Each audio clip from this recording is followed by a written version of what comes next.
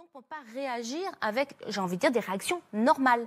Et quand vous disiez tout à l'heure, je n'ai pas voulu me considérer comme victime, je vous comprends parce que c'est un mécanisme de défense, mais en réalité, vous êtes vraiment victime. Et tant qu'on ne comprend pas qu'on est victime, on ne peut pas combattre avec des armes réelles et égales. Vous voyez ce que je comprends au débat, je dis, je vais jouer la psy, je vais essayer de la comprendre. En fait, ce qu'il faut, c'est couper tout lien, essayer de couper tout type de communication. Mais il y a les réseaux sociaux aussi. Et donc, les réseaux sociaux vont ne serait-ce que réactiver chez la personne son délire. Ouais. Vraiment. Par contre, il y a donc chez vous un état de stress post-traumatique très important, avec un risque très important de dépression, je le spécifie, vous avez vraiment raison, Faustine, parce qu'on risque à un moment donné de se dire, mais je vais craquer, je vais péter un câble parce qu'on se sent impuissant. Mais moi, j'ai ignoré. J'ai tenté d'ignorer, de répondre en rien, même quand elle faisait des messages d'excuses, tout ça. Et quand elle faisait des messages d'excuses, si on répondait pas, 2 jours après, c'est mais sale pute, je suis en train de m'excuser. Bah ouais, t'es en train de me dire sale pute, je suis en train de m'excuser. En fait, il ne faut pas ignorer, il faut couper la communication et ensuite mettre en place des éléments de justice. Oui, mais là, mais ça n'a jamais abouti. Et quand on ignorait, que vraiment on répondait pas, c'était l'entourage.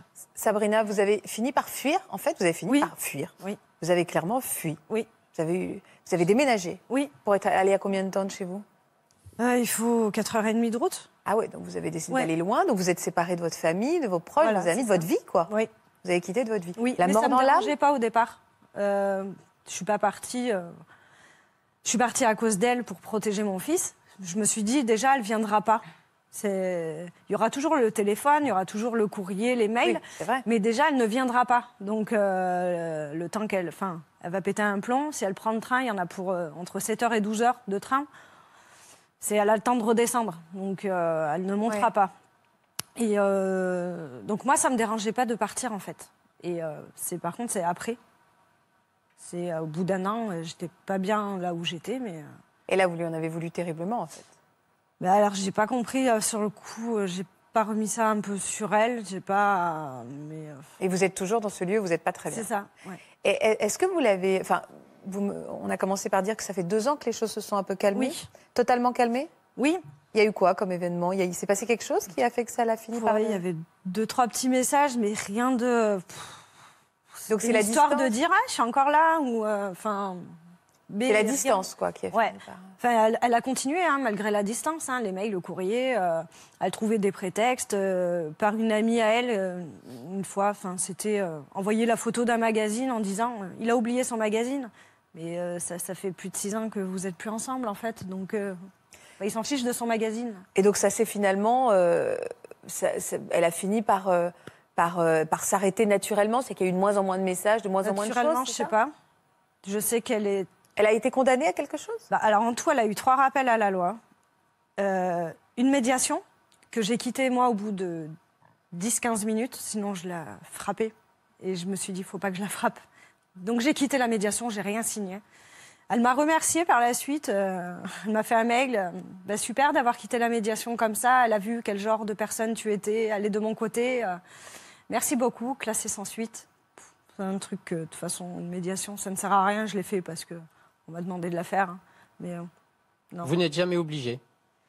Alors, la médiation, c'est aussi une mesure alternative aux poursuites. Mais la médiation est ce qu'on appelle la composition pénale, c'est-à-dire En fait, c'est 2 procédures où on fait venir les gens devant ce qu'on appelle un délégué du procureur qui dit bon, comment est-ce qu'on peut arranger l'histoire. Voilà. On essaie de sortir gagnant-gagnant. Voilà. Et comme c'est une mesure qui nécessite votre volonté, si vous n'êtes pas d'accord, vous refusez, la médiation ne se met pas en place. À ce moment-là, le dossier est retransmis au procureur qui soit poursuit la personne, soit classe sans suite. Mais finalement, c'est très emblématique la situation de Sabrina au regard des difficultés que la plupart des justiciables aujourd'hui rencontrent. C'est-à-dire qu'au lieu d'avoir 3 procureurs, il n'y en a qu'un. Au lieu d'avoir 5 policiers, il n'y en a que 2.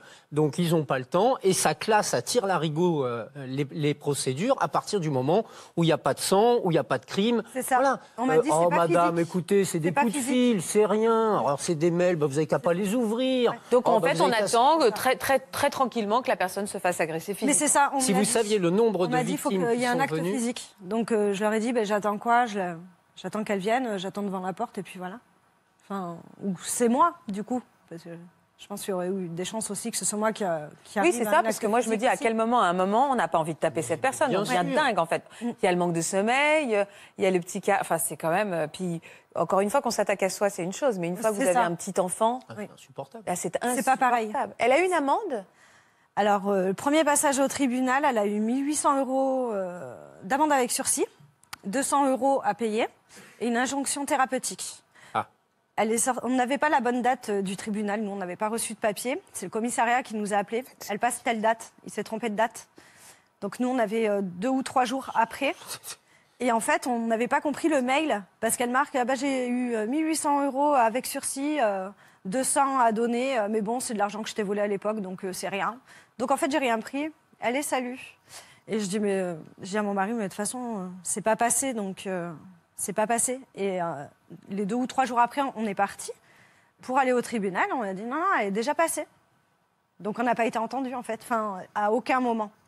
Et il y a eu une autre poursuite après ou il y a eu que ça? Apparemment, en 2018, il y a eu le commissariat de là où on habite qui a appelé mon mari pour dire on a vu votre nom, il y a eu des plaintes croisées et il y a de nouveau un passage au tribunal. Et on n'a jamais su la date, on n'a jamais rien su, jamais. Donc on n'y est pas allé. On n'a jamais rien reçu comme papier de ce qui a été fait ou pas. Rien du tout, pas de compte rendu, rien. Bah oui, en fait, Rien vous du n'êtes pas apparu dans la procédure. Ouais, donc rien du tout, on ne sait pas ce qui s'est passé. Mais ce que je trouve curieux, entre guillemets, c'est que ça a été en mai 2018 et c'est que là que nous, ça s'est arrêté. Donc est-ce qu'elle a été internée? Alors, il y a pu À y ce avoir moment-là. quand même, parce qu'il y a un certain nombre de dispositions pénales qui permettent quand même de cadrer ces gens-là. La première, c'est ce qu'on appelle le sursis avec mise à l'épreuve, c'est-à-dire que vous êtes condamné à une peine d'emprisonnement que vous n'effectuez pas à la condition de respecter un certain nombre d'obligations. Dans ces cas de figure-là, c'est effectivement l'obligation de soins Elle a impérative. recommencé et elle devait nous contacter d'aucune manière que ce soit, ni de venir, ni de mail, ni de courrier, rien du tout. Déjà, elle sort au premier tribunal, là, elle ressort, elle nous fait directement un mail, mais ça a continué. On a redéposé plainte, son sursis n'a jamais sauté en fait. Mais en fait, si vous Il voulez, n'y a rien quoi. la manière dont cette personne a été traitée par la justice n'a fait que l'encourager à continuer. Puisque une fois, Elle rappel le à la loi, c'est pas bien, d'accord, je recommence, c'est pas bien, d'accord, je recommence, c'est pas bien, d'accord, eh ben je continue. Il n'y a pas de raison que j'arrête. Il y a eu finalement. l'effet nos limites, quoi. Et là, il y a vraiment on va essayer de choisir des mots pesés, il y a un dysfonctionnement important dans le traitement de cette situation par la justice. Parce que il y aurait pu, comme vous l'avez dit, Faustine, y avoir un drame derrière. Bien sûr. Vous avez peur encore aujourd'hui? Alors moi, j'ai peur que plus tard, elle contacte aussi mes enfants. C'est des choses auxquelles j'ai pensé, qu'elle rentre en relation. Elle avait un peu jeté le dévolu sur mon fils aîné quand même. Donc elle est très manipulatrice, hein. Moi, je la prenais au début pour une perverse narcissique. Parce qu'elle rabaissait beaucoup, physiquement, intellectuellement. Donc moi, j'avais pas fait de grandes études, j'étais une merde.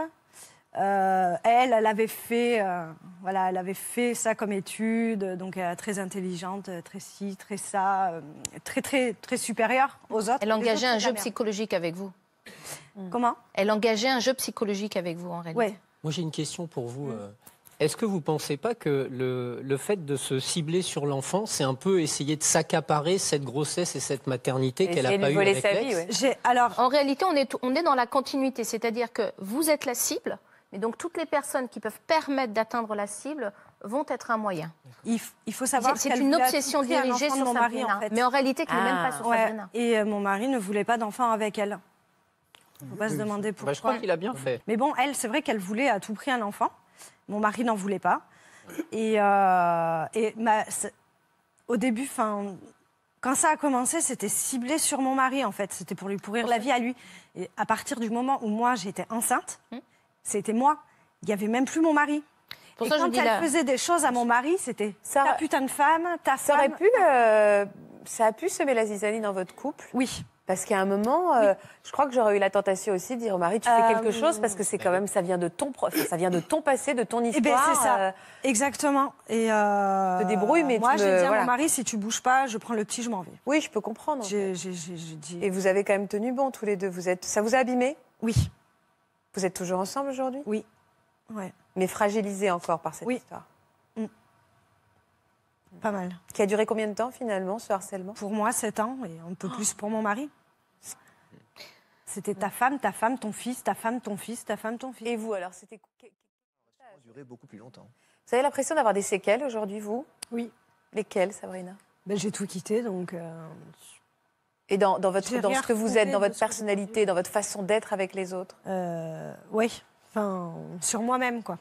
Pas forcément avec les autres, mais parce que c'est une personne, en fait, que j'ai encore dans ma tête, malgré qu'elle soit sortie de notre vie. J'y pense encore. Par exemple, ma belle-mère, il y a 2 semaines, me dit j'ai reçu un coup de fil à 3 h du matin. Je dirais que c'est elle.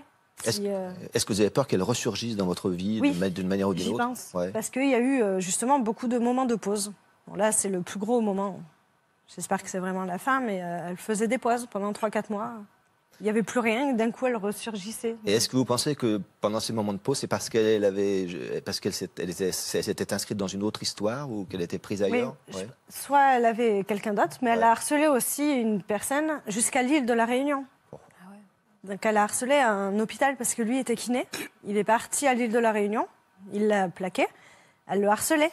Et elle nous harcelait, nous, après, à côté.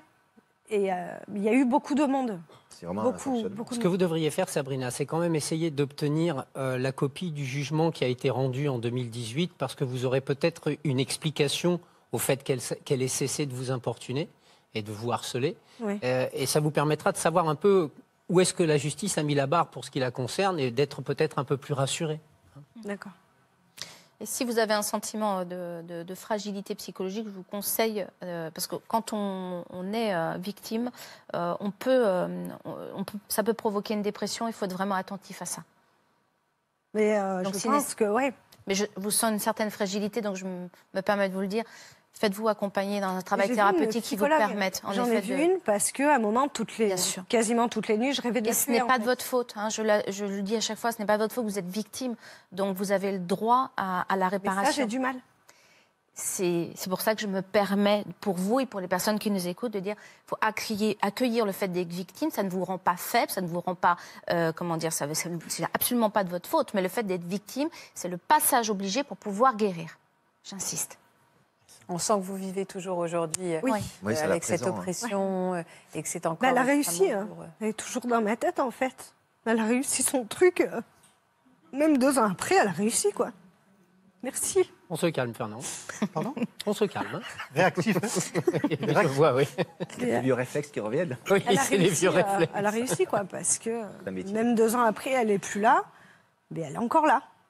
Moi, ma vie, elle est C'est ce fou ce que qu'elle vous est dites, maintenant. elle est encore dans ma par tête. Et en rapport à fait, c'est elle. ça. C'est pour ça que- L'expression, quand vous dites elle est encore dans ma tête, c'est qu'en effet, elle investit votre vie, elle investit vos nuits, donc vous Elle n'avez plus de investit la repos. psyché. Et donc, elle investit votre tête, et donc vous vivez en permanence en alerte de se dire, voilà, c'est le fantôme de votre vie, elle est là tout Oui. le temps. Ouais, elle prend vraiment Vous savez, possession. Et quoi qu'il vous arrive, vous pouvez vous dire, est-ce que c'est elle qui revient? C'est ça. Une espèce de pression, oui. Vous savez, vous avez dit tout à l'heure, je ne suis pas victime parce que je me suis défendu. Mais une victime, c'est pas quelqu'un qui subit. C'est vrai. Non, mais Pas dans nécessairement. le sens où je l'ai agressé, quoi. Vous avez, Finalement, moi aussi. vous avez répondu à son agression, mais qui est à l'initiative du harcèlement? C'est bien elle. Oui. Et ce que je voudrais dire surtout, c'est que le fait d'être victime, c'est pas un statut définitif, C'est un c'est un passage. état.